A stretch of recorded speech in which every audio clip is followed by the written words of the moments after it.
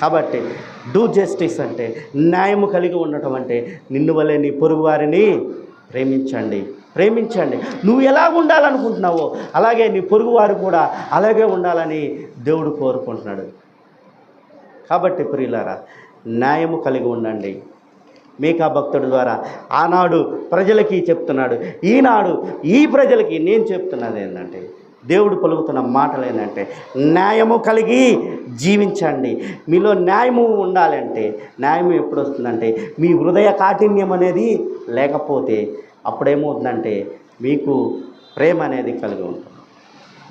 హృదయ కాఠిన్యతను తీసింది మాంసపు గుండెని కానీ మీరు సంతరించుకున్నప్పుడు ఏమవుతుందంటే ప్రేమ అనేది మీలో కలుగుతుంది. ఆ ప్రేమను బట్టి మీరు మీ పొరుగు వారిని ప్రేమిస్తారు. అందును బట్టి వారికి మిమ్మల్ని బట్టి న్యాయం కలుగుతుంది.